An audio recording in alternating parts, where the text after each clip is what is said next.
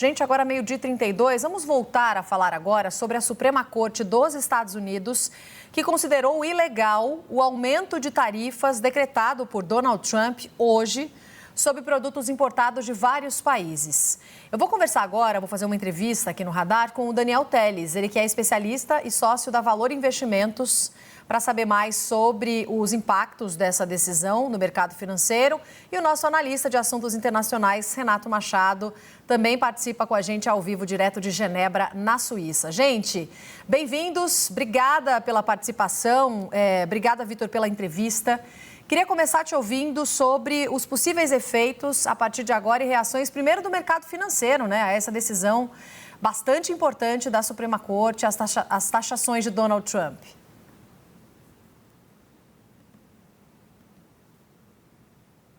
Opa, tudo bem? Bom dia.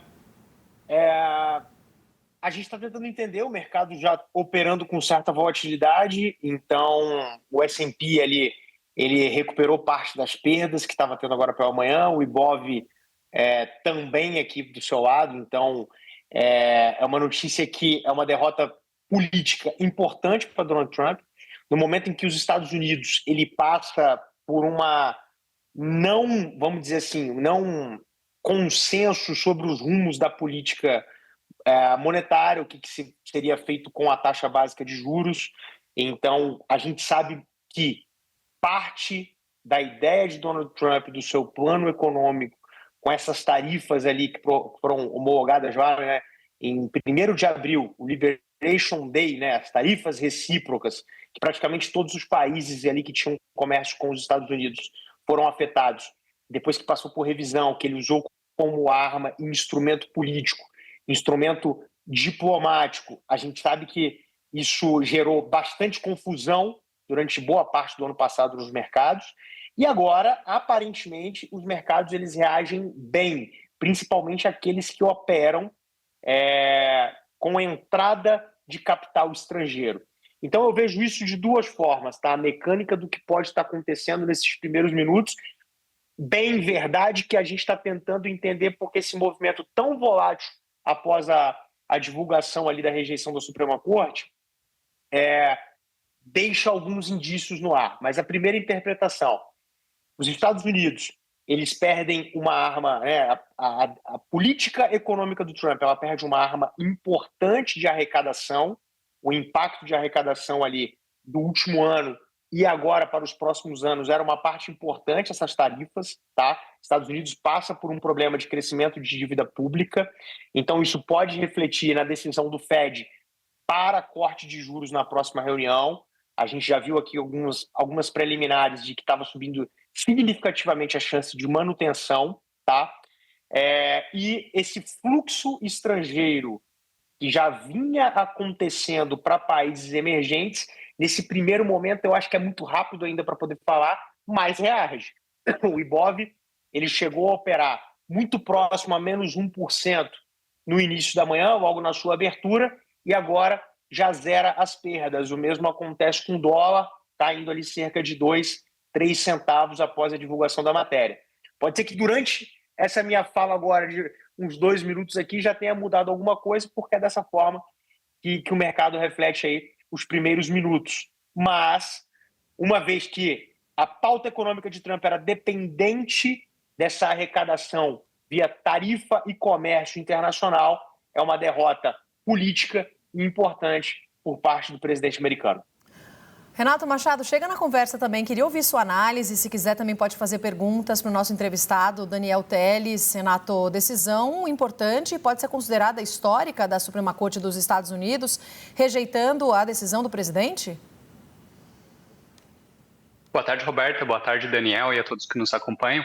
Olha, eu acho que pode ser considerada histórica sim, e eu acho que é a primeira grande derrota de Donald Trump em seu segundo mandato, seja ela via Congresso, ou seja ela via questões judiciais, via Suprema Corte. Até então, o Donald Trump vinha governando, passando por cima do Congresso em relação a tarifas, em relação à ação militar na Venezuela, e agora ele teve um primeiro sistema de freio de outras instituições. Além do que o Daniel falou, em específico do mercado financeiro, que ele entende muito mais do que eu gostaria só de chamar a atenção para algumas coisas. Primeiro, o Donald Trump já falou que vai recorrer ao mesmo instrumento utilizando outras leis. Ele já vinha falando isso anteriormente, quando existia o risco, e agora ele já volta a falar que tem um plano B em relação a isso. Outra frase de Donald Trump, e nisso eu até gostaria de ouvir a opinião do Daniel. O Donald Trump falou que ele pode voltar atrás em diversos acordos que foram assinados, logo depois que ele impôs essas tarifas, esse início de guerra tarifária. Lembrando, fechou acordo recente com a Índia. A Índia era um dos países que tinha 50% de tarifas. Fechou acordo com a União Europeia, que depois a União Europeia deu uma recuada por causa da ameaça da Groenlândia, só que levou à frente. Então, acho que tudo isso vai ter impacto na geopolítica do mundo e nos mercados financeiros, e aí o Daniel pode falar um pouco mais, e essa seria a minha pergunta para ele. A médio termo, depois que Trump se cumprir isso, de encerrar acordos que já foram assinados, ou optar pelo mesmo expediente, mas por meio de uma outra lei, e como isso vai ser percebido pelo mercado? Bom, ótima pergunta.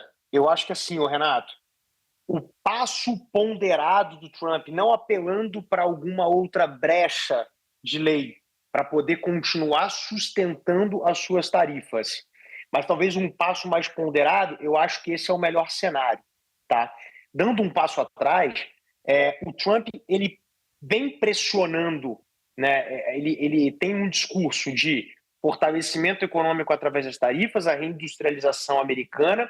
Você tem alguns jeitos ali de se resolver o problema de uma dívida PIB, e eu acho que isso passa por arrecadação, por reindustrialização, porque você acaba crescendo o PIB de um país através da reindustrialização, e é aí que ele bate na tecla. Essas tarifas que ele usou por diversas vezes como um instrumento diplomático de negociação, a grande verdade é que o Trump ele tem um jeito de negociar bem peculiar, né? Que estressa a geopolítica como um todo. Ele coloca o elefante na sala e depois ele sempre esteve disposto ali a dar certos recursos. Eu acho que essa ponderação seria importante. Se ele conseguisse revisar algumas tarifas que acabam que unilateralmente favorece a economia norte-americana, mas que pressiona diversos mercados. A gente não pode esquecer o que já aconteceu com o próprio Brasil, né? Em dado momento, nós fomos pressionados ali pelas tarifas e depois houve esse recuo. Eu acho que eu não descartaria ele tentar novas brechas para conseguir sustentar isso. Eu acho que é uma pauta importantíssima da sua política econômica, só que esse caminho mais ponderado seria fundamental, porque o mercado, ele consegue trabalhar com a imprevisibilidade ali, né? Você vai ter análise de um lado, você vai fazer conta de um outro. Essa imprevisibilidade, talvez ele consiga suportar.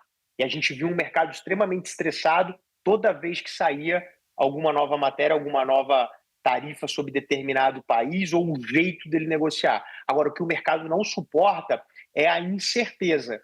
Se a gente voltar com o presidente americano adotando aquele tom que foi usado durante boa parte do último ano, né, de que a qualquer custo, qualquer país ali que faça negócio com a Rússia ou que atrapalhe os interesses unilateralmente dos Estados Unidos teriam alvo ali das suas tarifas, né? E a gente viu isso acontecendo de forma muito prática, isso que estressaria o mercado. Esse primeiro aceno que a gente vê nesses primeiros minutos, eu acho que é uma derrota histórica, politicamente falando, só que essa incerteza que agora de qual que é o próximo passo, do que ele pode fazer para sustentar isso, talvez a gente entre no campo da incerteza. E aí a gente vai ter que trabalhar com uma volatilidade que, de certa forma, estava até mais calma e tranquila nos mercados ali nos últimos meses. A ver como que fica. Mas eu acho que passa muito por isso. Essa incerteza ela não é aceita. Não foi aceita no ano passado. Os mercados reagiram mal. A gente viu o S&P em dado momento sofrendo, países emergentes sofrendo. E esse direcionamento de capital, principalmente o institucional, são aqueles grandes investidores que já fizeram um movimento de transferência de recursos dos Estados Unidos para países emergentes, ele veio acontecendo desde o final do último ano, continuaria acontecendo em teoria agora. Então, se isso se sustenta e ele adota um tom um pouco mais ponderado e mais diplomático, essa incerteza não acontece e a reação seria positiva, acho que praticamente em todos os mercados. Antes do Renato fazer mais uma pergunta, eu queria saber se pode mexer com o dólar. Daniel, pode mexer com o dólar? Afinal, né, a gente está tratando de uma perda aí significativa e uma questão crucial para a agenda econômica de Donald Trump. Bom, acho que pode, principalmente quando você analisa o fluxo cambial. E aí, voltando aqui nesse último ponto, a gente viu um desmanche muito grande de posição em Estados Unidos nos últimos meses. Isso explica o porquê que países emergentes que não estavam sendo olhados com essa ótica tão, né, de compradora por parte do institucional, esse dinheiro sendo trazido para emergente em dólar, isso não acontecia praticamente nessa intensidade desde níveis pré-pandemia. Então, a gente vê esse movimento muito forte de entrada de dólar e pode mexer com a moeda, principalmente porque o Brasil ele passa por um momento de suas empresas, né? E aí a gente bate muito nessa tecla do quanto que a Bolsa Brasileira esteve barata. Então, vai ter atratividade via Bolsa de Valores e principalmente via mercado de juros, né? Esse fluxo cambial ele tem entrado também no país via mercado de juros, porque o Brasil ele ainda opera com a sua Selic em 15% ao ano. E a próxima reunião acontece daqui 30 dias ainda. Então, esse trade global, dentre os pares de países emergentes, onde pode captar ali entrada de fluxo de dólar, o Brasil está entre eles. Nós temos outros problemas aqui que não valem na pauta. O Brasil talvez não seja o favorito para receber todo esse potencial despejo de dólar ali desses investidores grandes, né, desse institucional, que está desmontando as posições lá nos Estados Unidos e migrando para emergente, mas o Brasil ele recebe principalmente pela característica da sua bolsa e pela atratividade dos juros. Isso são fatores que fazem com que o dólar, nesse curto prazo, ele continue caindo frente ao real. Mais uma, Renato, para a gente encerrar, por favor. Daniel, eu gostaria de fazer uma outra pergunta sobre o que foi arrecadado pelo governo dos Estados Unidos nesse período. É um baita problemão que o governo Trump vai precisar resolver. As agências internacionais estão falando em 175 bilhões. E ao que tudo indica, pode haver uma avalanche de ações judiciais entre quem arcou com esse custo. Gostaria de saber qual o impacto disso para o governo americano e para o mercado em si. Esses dados eles estão até por falta de informação, né, do governo americano. Esses dados eles estão atualizados ali, ao que tudo indica, até 15 de dezembro, e é nessa magnitude. 175 a 180 bilhões teriam que ser ressarcidos. Renato, alguém vai ter que pagar essa conta. E como qual é o operacional disso? Eu acho que justamente por esse instrumento nunca ter sido usado, né? A gente não tem um precedente, esse instrumento ali de uma lei tão soberana, né? A IEEA, né? Que deveria ser instruído ali para emergências, né? Casos de emergência econômica.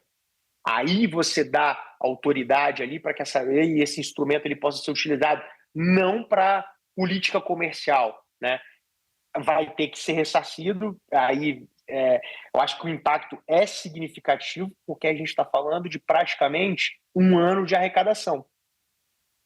Então, o plano econômico do Trump, desde que ele conseguiu, né, ele lança o Liberation Day em abril e começa a efetivar isso a partir de maio para alguns países, uma segunda escalada em 1º de julho, e em julho praticamente o mundo inteiro já estava sendo tarifado. Você está falando aí de um semestre e meio, que agora a gente já está falando de fevereiro, de arrecadação. É um impacto significativo no PIB e na arrecadação americana. Números terão que ser revisados, qual que é realmente o potencial de crescimento econômico dos Estados Unidos. E o que mais me preocupa, eu acho que é aí que mora o cerne do problema,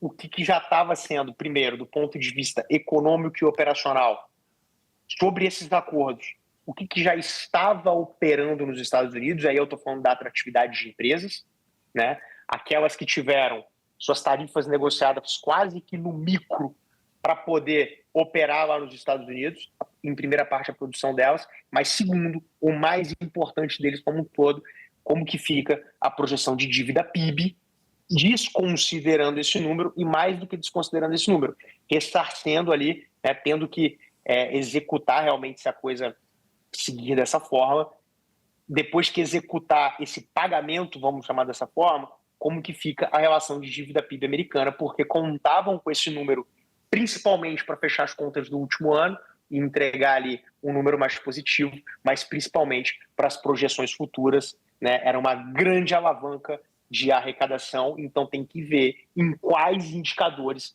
que essa matemática vai acabar afetando, né? E em qual magnitude, principalmente as projeções de dívida PIB, que é um grande problema no mercado e no governo norte-americano. Daniel Teles, economista da Valor Investimentos, muito obrigada pela conversa com a gente, falando sobre essa decisão nos Estados Unidos, sobre as tarifas, tarifaço. E Renato Machado volta já para falar de outro assunto também importante nesta sexta-feira. Valeu, gente. Obrigada. Obrigado.